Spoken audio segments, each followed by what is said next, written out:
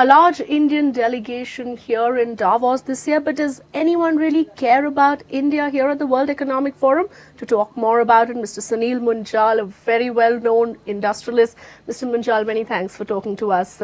Does anybody care about India in Davos? Well, the answer is yes and no. There are just so many other things going on that India is not really the most important subject for on the global stage right now. But they are asking a few questions about India. They're saying, what is India doing about its economy to bring it back? Right. What is India doing on governance, especially with recent events in politics and the upcoming elections? This is a question which is often being asked as to what could happen in the elections and what might change in the way governance is and decision making is done in India. Besides that, the attention on India is a little bit less this time than it usually is. In fact, it has been less over the last couple of years. The kind of mood and euphoria you had around India here in Davos, say in 2006-07, you clearly don't see that kind of sentiment being reflected anymore. When you talk to global leaders here, many business leaders, what is it that they would like India to change to ensure it becomes a better investment destination? I think among the largest corporates, it's clear that in the long run, India is an absolutely outstanding opportunity. Right. There's very little doubt about that. The question they keep asking is, can we build a system where you can take a decision and stand by your decision? Right. And so also stability. It's just stability on policy more than anything else.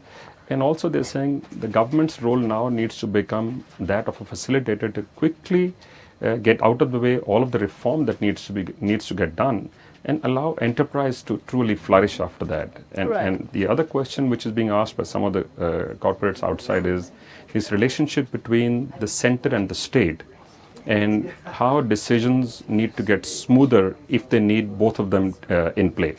And that's a key trend in India, really, about how people are now looking at India. They're not looking at India just from the point of view of the center, who's in power at the center, but it's the story of the states that's playing out. We have, for instance, Maharashtra Chief Minister Prithviraj Chavan, who is here. Yes. Everyone seems to be talking about the Gujarat model of growth. Do you think now it's time that foreign investors start viewing India as a country, not just as a country, but different states that are playing a larger role? Interestingly, it's already started to happen. If you see, this in the last few years has been the trend. State after state has gone out to make a pitch by themselves. I know for a fact that the Punjab government went out and made a pitch. They did a big conference in Mohali recently. Haryana government has been going out and making a pitch in other countries, including Japan, going to Europe. Maharashtra has done the same. A whole host of states now are showing initiative, and I think that kind of competitiveness is good. That's what we need in India, is competition to improve. And unfortunately, sometimes we actually tend to go in the other direction, and that becomes worrisome. When we try and reflect on the mood right now of corporate India, we know that corporate India has been hugely disillusioned with the turn of events over the last couple of years, the kind of sharp slowdown that we've seen. Have things improved slightly, or is there just a lot of uncertainty ahead of elections right now? So one of the things we have to recognize is a lot of the effect is coming from outside India, because we are a more open economy than we've ever been in recent times. We get affected right away with what goes on outside. But at the same time, we could have done many things inside. We could have made things better, or hedged some of the negative impact of what's going on outside.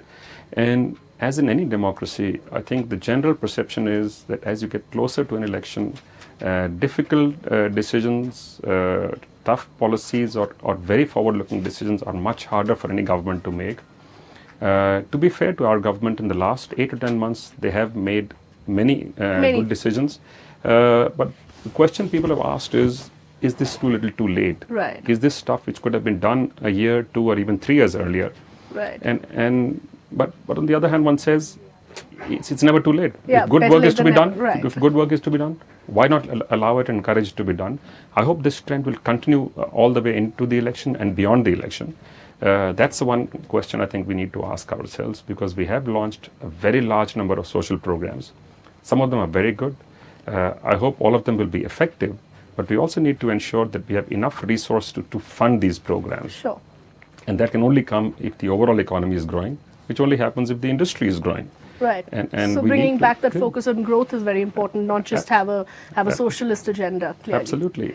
If you talk about the larger theme in Davos, reshaping the world, and some of the sessions that we've been attending, clearly the main focus seems to be on job creation. Christine Lagarde telling NDTV earlier here at our studios that she's getting sleepless nights because of the number of people who continue to remain unemployed. David Cameron once again talking about how he needs to ensure job creation in Britain. So do you think that's going to be the larger theme that will determine the trends in global economies, with a fear of protectionism also coming in? So it is, you're absolutely right. It's both things right now. On the one hand, the entire global slowdown has brought focus very sharply back on job creation within the domestic and the local economies. And for us in India, it's critical in any case. If you look at our demographics, the large number of people coming of age to be either job creators or to get jobs themselves is running into millions every month, and we have no option but to create that environment where new jobs will get created, new productive jobs will get created, and for that our biggest responsibility is to train, educate and skill these young people.